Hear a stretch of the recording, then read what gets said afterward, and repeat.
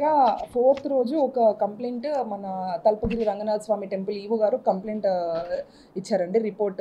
అది ఏంటి అంటే ఆ రోజు మార్నింగ్ ఒక వ్యక్తి ఐఆర్ఎస్ ఆఫీసర్ని రీజనల్ జాయింట్ కమిషనర్ని నేను నెల్లూరులో రీసెంట్గా ఈ రిపోర్ట్ చేసుకున్నాను. ఫస్ట్ స్వామివారి దర్శనం చేసుకుందామని చెప్పేసి వచ్చానంటే దర్శనం అది చేయించాక ఒకటి ల్యాండ్ రిలేటెడ్ ఇష్యూ ఉంది అని చెప్పి మాట్లాడుతూ ఉంటే మాటల్లో ఏది నాకు ఆ లెటర్ ఇవ్వండి అని అంటే లెటర్ ఇచ్చాక అతను ఏదో స్టాంప్ వేసేసి దానిపైన regional joint commissioner district regional commissioner అని చెప్పి ఒక స్టాంప్ వేసి అక్కడ నుంచి వెళ్తారనమాట. వెళ్ళిన తర్వాత మళ్ళీ ఈవినింగ్ 5 o'clock అట్లా ఈవో గారికి ఫోన్ చేసి ఒకసారి నన్ను కలవండి అని అంటే ఆయనకి డౌట్ వస్తుంది. ఐఆర్ఎస్ ఆఫీసరు ఈయన ఎందుకు మళ్ళీ కొంచెం ఆయన ప్రవర్తనలో దాంట్లో డౌట్ వచ్చి మనకి రిపోర్ట్ చేయడం జరిగిందనమాట. రిపోర్ట్ చేసిన తర్వాత మనము మొత్తం అన్ని ఫ్యాక్ట్స్ అన్ని చూసిన తర్వాత అది మనకి ఫాల్స్ ఐఆర్ఎస్ ఆఫీసర్ అన్న విషయం అర్థమయ్యి మనం ఇమీడియట్గా ఎఫ్ఐఆర్ రిజిస్టర్ చేయడం జరిగింది. Under sections 319 Clause 2, 318 Clause 4, 338, 341 forgery, cheating by personation ఇట్లాంటి సెక్షన్స్ అన్నీ వచ్చే విధంగా ఎఫ్ఐఆర్ రిజిస్టర్ చేయడం జరిగింది.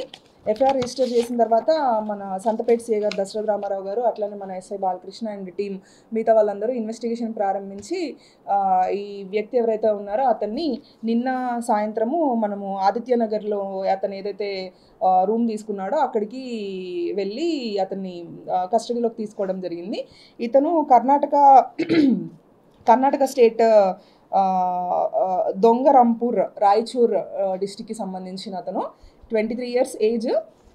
ఇతను ఐఆర్ఎస్ అని చెప్పి ఫేక్గా పోర్ట్రే చేసుకుంటూ ఉంటాడు. ఒక ల్యాండ్ రిలేటెడ్ ఇష్యూ రిజాల్వ్ చేస్తాను అని చెప్పి ఒక అతని దగ్గరికి వచ్చి ఇక్కడ టెంపుల్ కూడా రావడం జరిగింది ఫేక్ ఐఆర్ఎస్ ఆఫీసర్ అని చెప్పి పోర్ట్రే చేసుకొని.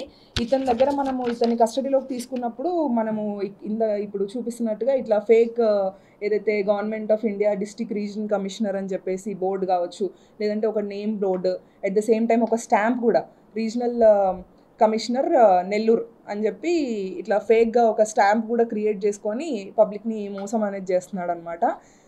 ఒక కారు అట్లనే దానికి కూడా క్లియర్గా అంటే గవర్నమెంట్ ఆఫ్ ఇండియా అని చెప్పి పెట్టుకొని ఇట్లాంటిది. అండ్ మనకి టెంపుల్లో కూడా ఇస్తే రీజనల్ కమిషనర్ అని చెప్పి ఇట్లా స్టాంప్ వేయడము ఇట్లాంటివన్నీ చేసి ఇమీడియట్గా మనకు డౌట్ వచ్చి ఈవో గారు మనకు కంప్లైంట్ ఇచ్చారు.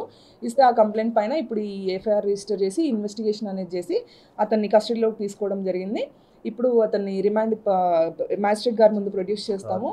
కార్ కూడా అతను ఏదైతే కార్ యూజ్ చేస్తున్నాడో ఆ కార్ కూడా సీజ్ చేయడం జరిగింది. సో మెయిన్గా ఏంటంటే ఇట్లాంటి ఇంపర్సనేషన్, చీటింగ్ అయి ఉండొచ్చు, ఫోర్జ్డ్ డాక్యుమెంట్స్ కానీ లేకపోతే ఇట్లాంటి ఎక్విప్మెంట్ ఇవన్నీ యూజ్ చేసుకొని పబ్లిక్ని మోసం చేయాలి అనుకునే వాళ్ళు ఖచ్చితంగా వాళ్ళ ప్రవర్తన విధానంలో ఎక్కడో ఒక దగ్గర గమనిస్తారు. ఎవరైనా ఒకరు కాకపోయినా ఒకరైనా గమనించి కంపల్సరీ వాళ్ళ మీద కంప్లైంట్ ఇస్తారు. సో మేము దొరకము, ఎవరు మమ్మల్ని గుర్తుపట్టలేరు, మేము ప్రతి ఒక్కరిని ఈజీగా నమ్మించగలుగుతాము అని అనుకోవద్దు ఇలా ఎవరైతే చేద్దాం అనుకుంటారో. ఎందుకంటే కంపల్సరీ సెక్షన్స్ కూడా చాలా ఖచ్చితంగా రిమాండ్ అనేవి విధించగలిగే సెక్షన్స్ అన్నమాట.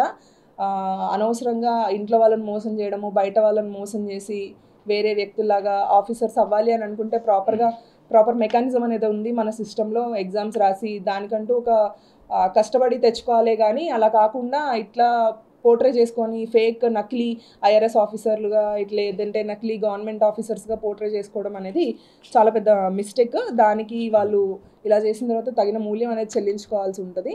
ఈ విషయం అందరూ గుర్తుంచుకోవాలని చెప్పి నేను చెప్తున్నాను అందరికీ. ఇండియా పాకిస్తాన్ ఉద్రిక్తతలపై లేటెస్ట్ అప్డేట్స్ కోసం డౌన్లోడ్ చేసుకోండి RTV Live యాప్.